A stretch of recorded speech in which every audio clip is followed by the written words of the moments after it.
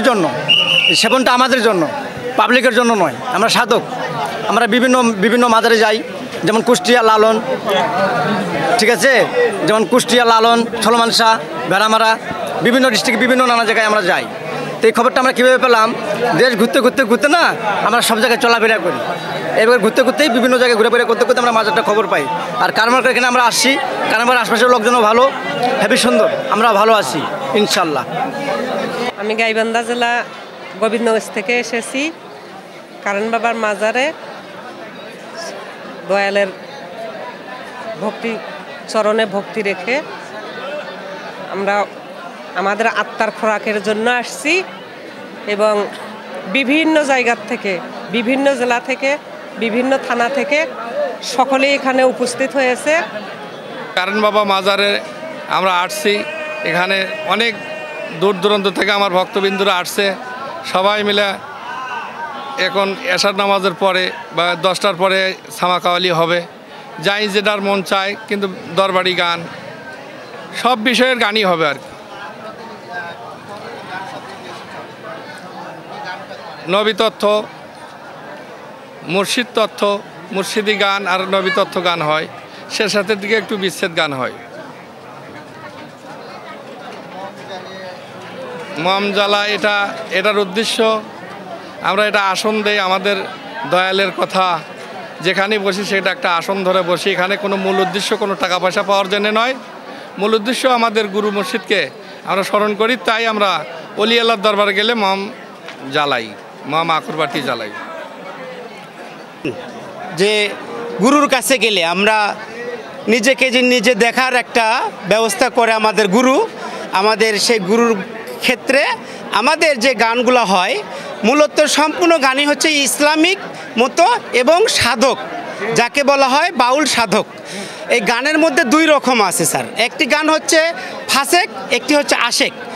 আশেক গানটাই হচ্ছে আমাদের জন্য জায়েজ, এবং লালন সাইজি বলে গেছেন, ভুয়া বাংলা বলে গেছেন, আমার সৈয়দ কালুসা ফকির বলে গেছেন, নিরিক বান্দরে দুই নয়নে ভুইল না মন তারে, ওই নাম ভুল করিলে যাবিরে মারা পড়বিরে বিষম ফেরে। অর্থাৎ আমি আল্লাহকে, স্রষ্টাকেই আমি আমার মনে প্রাণে, যে আল্লাহ একজন আছে, আমার নবী রাসূল আছে, এবং মা ফাতেমা আছে, ইমাম হাসান হুসাইন আছে, মৌলা আলী আছে, আমরা যারা পীর মা শায়েখ যারা লোক, তারা আমরা শুধু সর্বদাই সেই গভীর তথ্যের কথাগুলো আমরা তুলে ধরতে চাই গানে গানে।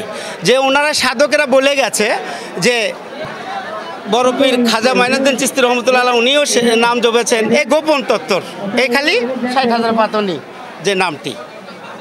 তা আমরা সর্বদাই সেই চেষ্টাই করি।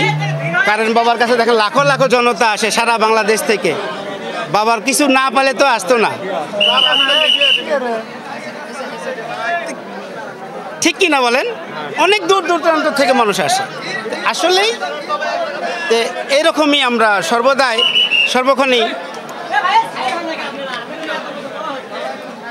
আপনাদের দোয়ায়, আপনাদের ভালোবাসায় আমরা পৃথিবীতে যত বাউল সম্রাট বাউলরা আছে সর্বক্ষণই আল্লাহ রাসূলের গুণগানই তারা করে যায়।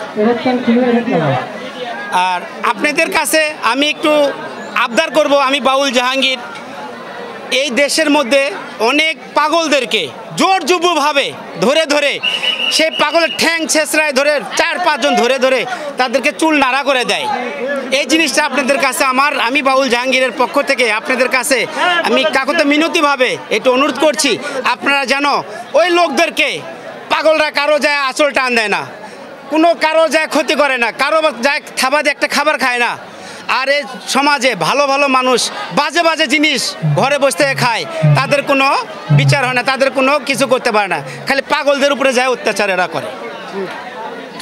এটা আপনাদের কাছে আমার বিশেষভাবে আবেদন থাকলো, অনুরোধ থাকলো, আপনারা এটা একটু দেখবেন।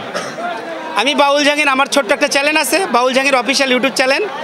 তো আমরা এখানে আজকে গান হবে, আপনারা ঘোরাঘুরি করে আবার আসেন আমাদের এখানে, ইনশাল্লাহ আমাদের কিছু গান নিয়ে যান।